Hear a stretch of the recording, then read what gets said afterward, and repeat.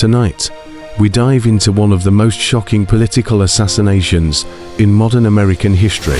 Conservative activist Charlie Kirk, the co-founder of Turning Point USA, was gunned down while addressing students in Utah. Now, prosecutors have officially charged a suspect, 22-year-old Tyler Robinson, with aggravated murder, a charge that could carry the death penalty. What happened in Orem, Utah? What evidence ties Robinson to the crime? And how is America grappling with the reality of rising political violence? Let's break it all down. September 10th, 2025. Charlie Kirk is speaking to a packed audience. Utah Valley University in Orem, just 40 miles south of Salt Lake City. Students fill the lecture hall. Outside, the campus buzzes with activity, but high above, on the roof of a nearby building, a gunman waits. At around 7:30 p.m., as Kirk fields a question about mass shootings, gun violence, and transgender issues, a single shot cracks the night air. The bullet, fired from a bolt-action rifle, strikes Kirk in the neck. Within moments, chaos erupts. Students scream. Security rushes the stage. But it's too late. Charlie Kirk collapses, mortally wounded. America has just witnessed the assassination of one of the most recognizable conservative voices in the country. Authorities quickly identify a suspect, Tyler Robinson, a 22-year-old from southern Utah. The evidence. Prosecutors say it's overwhelming. DNA found on the trigger of the rifle matches Robinson. A note hidden under a keyboard at his home declares, "I had the opportunity to take out Charlie Kirk, and I'm going to take it." And most damning of all, text messages sent to his partner confess to the killing. One of Robinson's chilling texts reads, "I had enough of his hatred. Some hate can't be negotiated out." According to prosecutors, he admitted he had been planning the attack for over a week. Why did Robinson do it? Prosecutors haven't revealed a definitive motive, but texts suggest it was ideological. Robinson wrote that he couldn't stand Kirk's rhetoric, particularly on issues of transgender rights and LGBTQ communities. Investigators also learned that Robinson had been in a romantic relationship with a transgender partner. His mother told authorities that in the past year, her son had shifted politically, becoming more supportive of gay and transgender rights. At the same time, his father became what Robinson described as a die-hard MAGA supporter after Donald Trump's 2024 victory. Inside the Robinson household, politics became a daily battleground. Family arguments escalated. And according to prosecutors, the young man began obsessing over his resentment toward Kirk. Immediately after the shooting, police locked down the area, but Robinson had already slipped away. In frantic text exchanges, Robinson described his movements. He said he left his rifle at a drop point, but couldn't retrieve it because police had swarmed the area.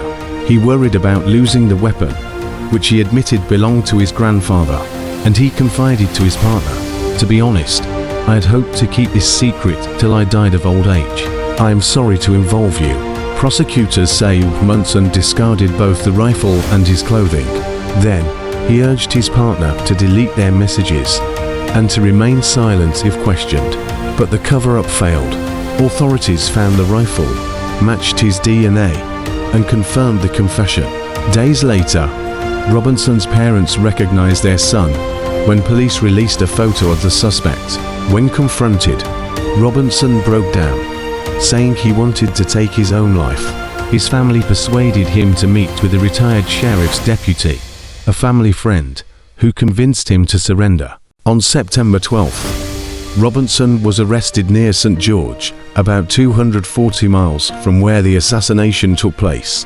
When Robinson appeared by video before a judge, he remained mostly expressionless, nodding occasionally as the charges, aggravated murder, firearm discharge, obstruction of justice, and witness tampering, were read aloud. Utah County Attorney Jeff Gray has announced he will seek the death penalty. Gray called the case an American tragedy and outlined aggravating factors that could push the sentence toward capital punishment. The crime was committed in a public setting, in front of students. It was politically motivated. and Robinson attempted to tamper with evidence and witnesses. On top of murder, Robinson faces life in prison penalties for the firearms charge, obstruction of justice, and witness tampering. The FBI is now involved. Director Kash Patel told senators that agents are investigating Robinson's activities on Discord, where he participated in a gaming chat room with more than 20 people. Authorities are exploring whether others may have known about or even encouraged the assassination. Patel stressed, "We are investigating Charlie's assassination fully and completely and running out every lead related to any allegation of broader violence." That means the case isn't just about one shooter. It's also about uncovering whether America is witnessing the rise of organized political violence. To understand the magnitude of this tragedy, we have to understand who Charlie Kirk was. At just 18 years old, Kirk founded Turning Point USA, which grew into one of the nation's largest conservative political organizations. He became a key ally of Donald Trump, credited with mobilizing young, evangelical, and conservative voters in 2016, 2020, and again in Trump's successful 2024 campaign.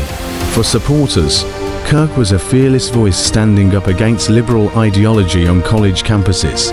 For critics, he was a provocateur, someone whose comments on race, gender, and transgender issues were deeply divisive. But love him or hate him, Kirk was a force in American politics, and his assassination has left a void. In the days since Kirk's assassination, thousands have gathered at vigils across Utah and beyond. Supporters left flowers, Turning Point USA hats, and handwritten notes. Republican leaders demanded justice and tougher penalties for political violence, but the response hasn't been universally sympathetic. Some critics highlighted Kirk's past statements, saying they couldn't mourn a man they believe spread hatred. This sparked outrage among conservatives, who moved swiftly to punish anyone who appeared to celebrate or minimize Kirk's death.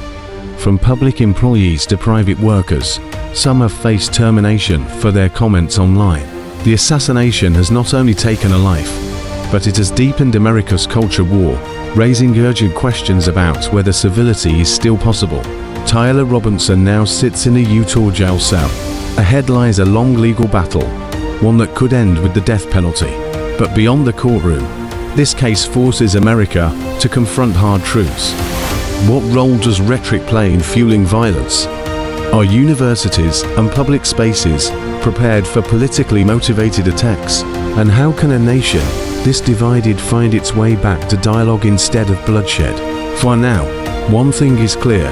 The assassination of Charlie Kirk has changed the conversation about political violence in America.